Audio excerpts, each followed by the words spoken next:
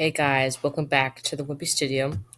Today I'm going to be doing a fun video where I'm going to be doing a compare and contrast Finding Nemo versus Finding Dory. Okay, so I have this website up here, Screen Rant. This is one of my favorite websites. You should go check it out. They have all kinds of different like TV show news and TV show like just different fun things, and movies too, of course, because that's where I found this on. This was published March 9th, 2020, so that's not too long ago. That's wait a minute, that's a couple of days ago. I'm so stupid. Okay, Finding Nemo and Finding Dory were both very well received at the box office, but which one is the superior film? The quality of films that have been released under the Pixar studio is nothing short of masterful. These films have a near perfect record, with only one film considered to be a bad one. As for the Finding Nemo series, most fans would agree that both movies have been awesome. Okay. However, there's a debate over which one of the two could be considered better than the other. After all, Finding Dory's superb box office success does make it worthy of being spoken in the same breath as the original. For this reason, we put together the strengths of each film to see which was the definite best, so read on further and find out. Okay, so I'm not going to read the whole thing, but so 10, the opening scene for Finding Nemo. The opening scene was a really, I honestly liked it, even though you know how he lost his mom.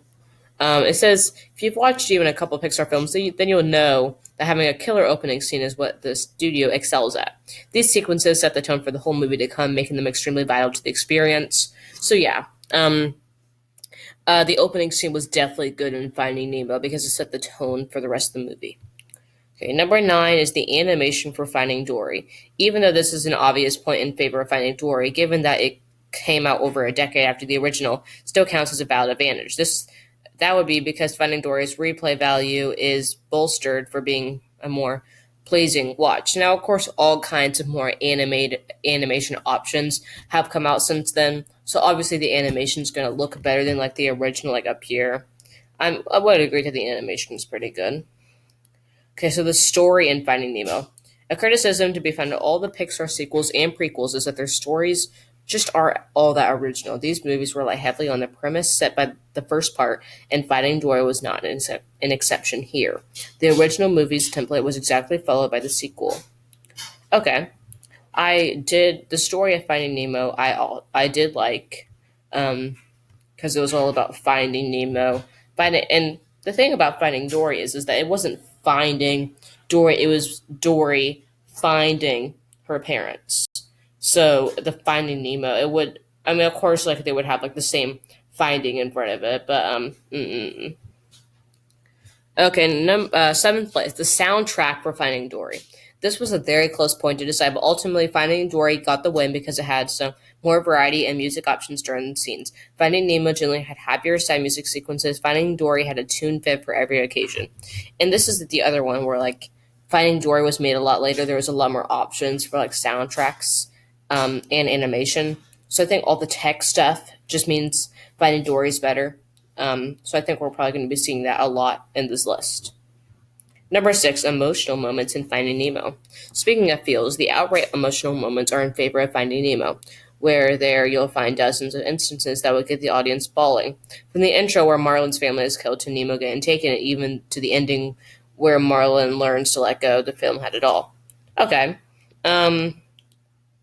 The Well, the emotional moments, there's definitely a lot more in Finding Nemo, especially like because it's focused on a relationship between Marlin and Nemo. So I would agree with that.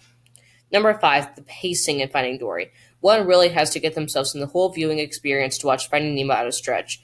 What with the movie having many slow moments to illustrate Marlin's inner struggle. However, Finding Dory is a better choice for a fast-paced watch. Okay, I would agree with this. Finding Dory, Finding Dory is just faster paced. I would think it just goes faster. Finding Nemo spent a lot of time focusing on Marlin's inner struggle, just like it said. Finding Dory was definitely more fast paced. Okay, number four, the dialogue in Finding Nemo. Even almost 2 decades since the film's release, fans haven't forgotten all the lovely quotes that came out of Finding Nemo. Some of these have become part of contemporary history, with the newer generation also learning the quotes as a result. Yeah, I would agree that there was some good quotes in the dialogue of Finding Nemo. Okay, number three, the comedy in Finding Dory. Another difficult point to consider, but Finding Dory was stronger here owing to its quick pace. As characters weaved in and out quickly, their funnier sides were much better pronounced. The faster pace also brought out more hilarity due to the comedy of errors on display.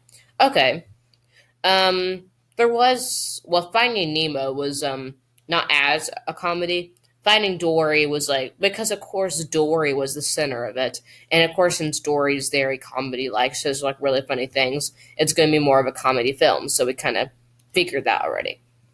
Number two, critical and audience reception of Finding Nemo. Ultimately, critical opinion really does mean a lot, seeing as people are influenced to watch a movie based on the hype created by the contest among these critics. While both movies boast astounding acclaim, the first one is the clear winner.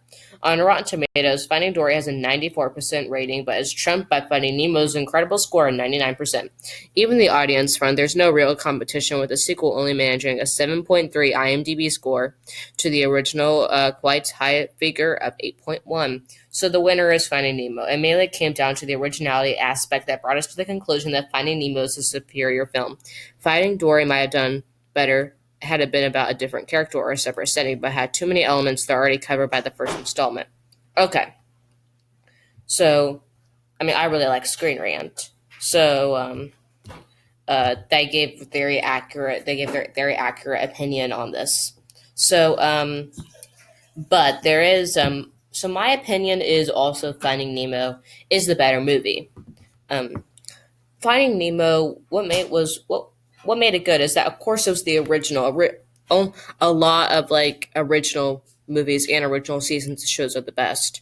Well, besides Toy Story 2 is my favorite, but Finding Nemo, honestly, it just really good because it's just of course an original. And then I think there was too big of a gap between Finding Nemo and Finding Dory. A shorter gap would probably mean better things for Finding Dory. But like I said in the very bottom here, Finding Dory might have done better if it had been about a different character or a separate setting, but it had too many elements that are already covered by the first installment. Yeah, I would agree. I also wish it was like a little bit more set up, like Dory went missing, because this is more Dory finding her parents. Um, so I don't know. I mean, it definitely had different style than the first film. Um, I don't really know. Honestly, I just think Finding Nemo is better. Um, I really enjoy watching these Pixar movies, and you're probably going to see some more Pixar movies to come. Probably Toy Story 1, so I'm really excited about that. So yeah, I want to thank everyone for watching the Whoopi Studio. Stay tuned for more videos coming soon, and bye.